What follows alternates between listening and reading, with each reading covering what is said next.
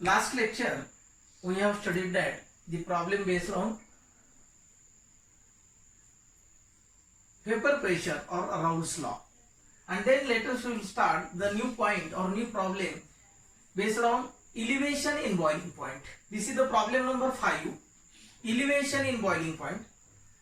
Problem: a solution containing 0.73 grams of camphor, 0.73 grams of camphor, molar mass is 152 grams per mole in 36.8 grams of acetone, boiling point is 56.3 degrees Celsius. Boils at 56.55 degrees Celsius. A solution of unknown compound in the same weight of acetone boils at 56.46 degrees Celsius and calculate the molar mass of the unknown compound. In this problem, elevation in boiling point, the two boiling points, boiling point of the solution and boiling point of the pure components, the difference can be given here. A solution containing 0.73 grams of camphor, म्हणजे solution मध्ये 0.73 grams camphor आहे, त्याचा molar mass आहे 152 grams पर मोल, आणि ते कशामध्ये डिझोल्व केलेले आहे तर 36.8 ग्रॅम्स ऑफ ऍसिटोन, आणि त्याचा बॉइलिंग पॉइंट दिलेला आहे 56.3 डिग्री सेल्सिअस, आणि ते बॉईल झालेले आहे 56.55 डिग्री सेल्सिअस, आणि a solution of unknown compound in the same weight. आणि अशाच प्रकारचं जे काही अननोन कंपाऊंड तुम्हाला ऍड केलेला आहे तो same weight of the acetone, ऍसिटोनचं वेट काय सेम आहे, boils at 56.46, calculate the molar mass of the unknown compound. आता या ठिकाणी तुम्हाला सगळ्यात महत्वाची गोष्ट म्हणजे हा प्रॉब्लेम काय दिलेला आहे की या ठिकाणी तुम्हाला काय कॅल्क्युलेट करायचं आहे, तर तुम्हाला या ठिकाणी molar mass of the unknown कंपाऊंडचं काय करायचंय, मोलर मास कॅल्क्युलेट करायचंय. तुमच्या एक गोष्ट लक्षात येईल की सोल्युशन कंटेनिंग 0.73 ग्रॅम्स कॅम्फर, त्याचा मोलर मास आहे 152, 36.8 ग्रॅम ऍसिटोन मध्ये काय केलेलं आहे टाकलेलं आहे, आणि ते बॉईल झालेलं आहे 56.55 डिग्री सेल्सिअसला. आणि a solution of unknown compound, जे अननोन कंपाऊंड ऍड करताय तुम्ही त्याचं मोलर मास तुम्हाला कॅल्क्युलेट करायचंय, आणि मोलर मास कॅल्क्युलेट करत असताना solution, which solutions given mass of the camphor W2, म्हणजे मास किती दिलेलं आहे कॅम्फरचं 0.73 ग्रॅम्स. या सर्व क्वांटिटी मध्ये तुम्हाला या ठिकाणी सोल्युशन्स गिवन मध्ये दिलंय mass of the camphor W2 is equal to 0.73 grams. 0.73 grams दिलेले सर्व क्वांटिटी आपल्याला किलोग्राम मध्ये कन्व्हर्जन करायचे, म्हणून 0.73 ग्रॅम्सचं conversion 0.73 into 10⁻³ kilograms. Molar mass of the camphor दिलेला आहे M2, तुम्हाला 152 ग्रॅम्स पर मोल आहे, त्याचं कन्व्हर्जन किलोग्राम पर मोल केलेलं आहे 10⁻³ मल्टिप्लाय करून.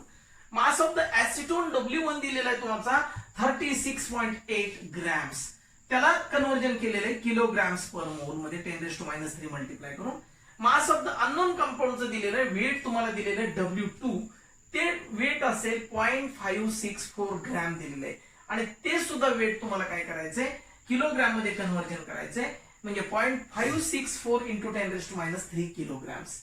आणि यावरून मग तुम्हाला molar mass of the unknown compound, कारण मोलर मास ऑफ द कॅम्फरचं जे तुम्हाला दिलेलं असतं ते तुमचं दिलेलं आहे M2 म्हणजे 152 ग्रॅम्स पर मोल आहे, ते किलोग्राम मध्ये कन्व्हर्जन, परंतु या ठिकाणी तुम्हाला M2 डॅश कॅल्क्युलेट करायचं आहे. M2 डॅश म्हणजे molar mass of the unknown compound. आणि अशा पद्धतीने पहिला कॅम्फर तुम्ही ऍसिटोन मध्ये टाकलेला आहे, त्याचा बॉइलिंग पॉइंट तुम्ही मेजर केलेला आहे, आणि त्यानंतर तुम्हाला एक अननोन कंपाऊंड दिलं आहे, solution of unknown compound in the same weight of acetone. Acetone same weight आहे, परंतु तुम्हाला या ठिकाणी जे काही मोलर मास काढायचे ते M2 डॅश हे अननोन कंपाऊंडचं काढायचे. M2 डॅश हे आपण अननोन कंपाऊंड साठी घेतोय. मग आपला फॉर्म्युला काय येतो याच्यावरून कन्वर्जन आपण जर केलं तर डेल्टा टीबी वरून फॉर्म्युला कन्वर्ट केलाय आपण. KB is equal to delta TB multiplied by W1 into M2 divided by W2. Putting this value in equation KB, a formula KB delta TB. What is mean by delta TB? This is the difference between two boiling point. One is the solution and another one is the pure components. Delta TB is equal to TB minus T0B. Here TB is the boiling point of the 56.55. This is the 56.55 boils acetone. मग boiling point किती 56.55. याच्यामध्ये 273 कारण हा degree Celsius आहे. हा degree सेल्सिअसला जर conversion करायचं असेल डिग्री केल्विन मध्ये तर 273 मिळवावे लागतात. म्हणून 273 प्लस 56.55 याची व्हॅल्यू आली 329.55 डिग्री केल्विन. आणि T0B ची व्हॅल्यू किती आहे तर या ठिकाणी तुमच्या लक्षात येईल 56.3 या ठिकाणी दिलेलं आहे. म्हणजे ऍसिटोनची जे काही बॉइलिंग पॉइंट आहे तो 56.3 degree Celsius plus 273 this is 329.3. Putting this value in equation delta TB 329.55 minus 329.30 this answer is coming here 0.25 degree Kelvin.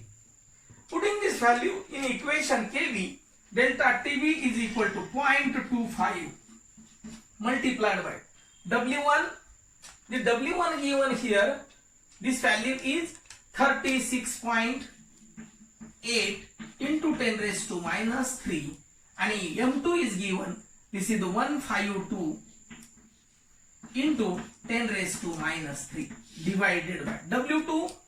W2 is given here 0.73 into 10 raised to minus 3 and then this 10 raised to minus 3 get cancelled and then last answer is coming here 0.25 multiplied by 36.8 into 10 raised to minus 3 multiplied by 152 divided by 0.73 and then this last answer you can solve this term by calculation multiplication of 0.25 or second term is the digit is converted here. This is the 25 divided by 73. Then two digits are converted. Two digits are converted in a numerator and also denominator. Then the last answer is coming here 1.916 and then this answer is coming here. This is the value of Kb. And then this answer is coming, this unit of the answer is Kelvin kilogram per mole. Here Kelvin temperature is also considered in a Kelvin, mass is also considered in a kilogram and then mole, this is the kilogram per mole. This delta TB, this value is 0.25 and then this answer is here 1.916 Kelvin kilogram per mole. And then you can calculate the another term is the unknown mass of the solute can be calculated and then in this value unknown mass तुम्हाला काढायचे. आता तुम्ही काय केलं KB ची value काढली आणि नंतरचा जो फॉर्म्युला असणार आहे तुमचा तो काय असणार आहे की मॉलिक्युलर मास तुम्हाला काढायचे आणि मॉलिक्युलर मास जर काढायचा असेल तर तुमचा हाच फॉर्म्युला तुम्हाला वापरावा लागेल. केबी इज इक्वल टू काय असणार आहे delta TB multiplied by W1 multiplied by M2 divided by W2. आणि यामध्ये तुम्हाला आता लक्षात एक गोष्ट घ्यावी लागणार आहे की अननोन मोलर मास जर कॅल्क्युलेट करायचा असेल तर then you can calculate the molar mass of the unknown compound and then this unknown compound having the solution of unknown compound in the same way and acetone boils at 56.46. Calculate the molar mass. Means that the molar mass of the unknown compound M2 dash, this value can be calculated before you consider this change in temperature of the solution and pure components, that is the delta TB minus T0B, the TB value is 273 plus 56.43. This is the value of TB, and then the value of T0B is the original value, that is the 56.3 plus 273, and then this answer is coming here 329.46 and then 329.30. Means that this delta TB is calculated 329.46 minus 329.30. This value is 0.60 degree Kelvin. Putting this value in equation KB, this value is here. But before you consider this formula, and then you can calculate the mass of the molar mass of the unknown solute, and then this value here, this formula is conversion. M2 is equal to KB multiplied by W2, KB multiplied by W2 divided by delta TB multiplied by W1. Put this value, KB is equal to how much? This value is KB 1.916 multiplied by W2. W2 is given 0.564 divided by delta TB 0.16 into W1 given here. W1 is the value 36.8 into 10 raised to minus 3, and then the last answer is coming here. This is the 183.5. This is the Kelvin grams per mole, but this conversion is here 183.5 into 10 raised to minus 3 Kelvin kilogram per mole. This is the last answer is coming here, and then this problem is solved in this way. सर्वांनी की हा problem सोडवताना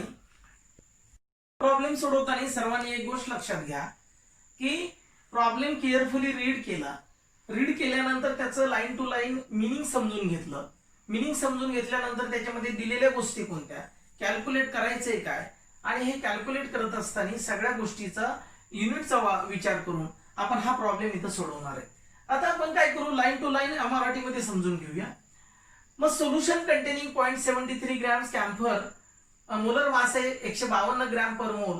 हा 36.8 gram ऍसिटोन मध्ये काय केलेलं आहे, boils केलेला आहे, आणि तो बॉईल कितीला 56.55 डिग्री सेल्सिअसला झालेला आहे, आणि बॉइलिंग पॉइंट ऍसिटोनचा आहे 56.30. अशा पद्धतीने हे डिग्री सेल्सिअसच्या व्हॅल्यू दिलेल्या आहेत, आणि त्यांनी विचारलं की solution of unknown compound in the same way, की जे मोलर मास तुम्हाला कॅल्क्युलेट करायचं ते अननोन कंपाऊंड आहे, आणि पहिला सोल्यूट कोणतं आहे, कॅम्फर हा ऍसिटोन मध्ये डिझॉल्व्ह केलेला आहे, आणि दुसऱ्या सोल्युशन मध्ये अननोन कंपाऊंड किंवा अननोन सोल्यूट हे सेम सॉल्व्हेंट मध्ये डिझॉल्व्ह केलेले आहे. आणि यावरून मग तुम्हाला मोलर मास कॅल्क्युलेट करायचं आहे. तर पहिल्यांदा आपण एक समजून घ्या की molar mass of the camphor W2 दिलेला आहे 0.73 ग्रॅम्स. त्याचं कन्व्हर्जन आपण किलोग्रॅम मध्ये केलं. मोलर मास आहे कॅम्फरचं M2 152 ग्रॅम पर मोल आहे, त्याचं किलोग्रॅम मध्ये कन्व्हर्जन करून घेतलं. मास ऑफ द ऍसिटोन आहे W1, तो आहे 36.89. ती व्हॅल्यू तुम्हाला या ठिकाणी दिलेली 36.8 ग्रॅम्स पर किलोग्रॅम पर मोल आहे, त्याचं कन्व्हर्जन किलोग्रॅम मध्ये कन्व्हर्जन केलं. मास ऑफ द अननोन कंपाऊंडचं W2 चं दिलेलं वेट 0.564 ग्रॅम्स, त्याचं कन्व्हर्जन किलोग्रॅम मध्ये केलेलं आहे. आणि मोलर मास तुम्हाला जर काढायचं आहे तर ते M2 डॅश या नावाने ओळखलं जातं. मग फॉर्म्युला तुमचा कोणता आहे की KB is equal to delta TB multiplied by W1 multiplied by M2 divided by W2. परंतु हा फॉर्म्युला ऍक्च्युअली आपला कसा असतो, डेल्टा TB ने कन्व्हर्जन होतो. मग केबीची व्हॅल्यू इकडे असते, परंतु हा फॉर्म्युला आपण कन्व्हर्जन करून केबी इबिलोस्कोपिक कॉन्स्टंट किंवा इलिव्हेशन बॉइलिंग पॉइंट कॉन्स्टंट ही टर्म आपल्याला अगोदर कॅल्क्युलेट करायची म्हणून हा फॉर्म्युला आपण घेतला. यावरून व्हॅल्यू टाकल्या.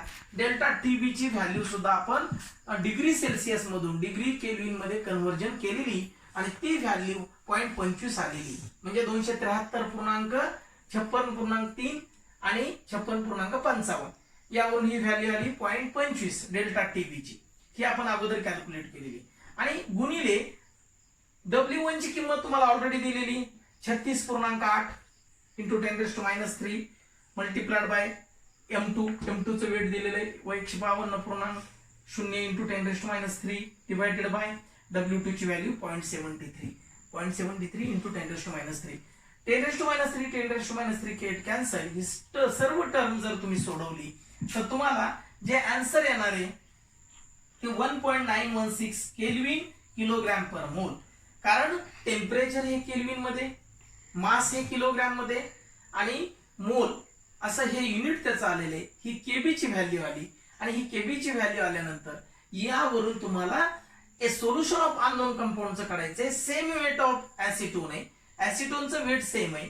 यावरून तुम्हाला डेल्टा टीबी ची किंमत पुन्हा काढायची कारण ती डिग्री सेल्सिअस मधून कशामध्ये कन्व्हर्जन डिग्री केल्विन मध्ये करायची. Degree Celsius two degree kelvin. त्याची व्हॅल्यू इथं दिलेली टीबी 56.46 म्हणजे 329.46 आणि T0B ची 273 plus 56.3 329.30. Delta TB is equal to या दोन्हीची वजाबाकी केली 0.16 ही व्हॅल्यू तुमची डेल्टा टीबी ची आली. पुन्हा सेम फॉर्म्युला तुम्ही यूज केला. KB is equal to delta TB multiplied by W1 into M2 dash. इथं पहिल्या फॉर्म्युल्यामध्ये M2 कन्सिडर केला होता.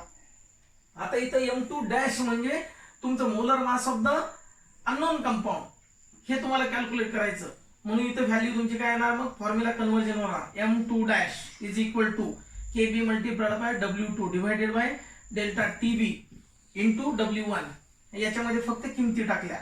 केबी ची व्हॅल्यू 1.916 इंटू W2 ची व्हॅल्यू 0.564 इंटू 10⁻³ डिवायडेड बाय 0.16 म्हणजे डेल्टा टीबी ची आणि इंटू 36.8 इंटू 10⁻³ आणि ही टर्म पुन्हा अशा पद्धतीने सॉल्व्ह करणार आणि सर्व व्हॅल्यूचे कॅल्क्युलेशन केलं की तुमचं आन्सर येतं 183.5 किलोग्राम केल्विन किलोग्राम पर मोल किंवा ग्रॅम्स पर मोल. अशा पद्धतीने केल्विन ग्रॅम्स पर मोल किंवा केल्विन किलोग्रॅम्स पर मोल. फक्त या ठिकाणी किलोग्राम जर असेल तर 10⁻³ येतं आणि ग्रॅम्स असेल तर ते तुमचं आन्सर येतं 183.5 ग्रॅम्स पर मोल केल्विन. असं इथं संपवलेलं आहे आणि तुमच्या लक्षात येईल की कुठल्याही अननोन मोलर मासचं सोल्यूटचं मोलर मास कॅल्क्युलेट करायचं असेल तर इलिव्हेशन इन बॉइलिंग पॉइंटच्या फॉर्म्युलेने आपण हा प्रॉब्लेम सोडवू शकतो.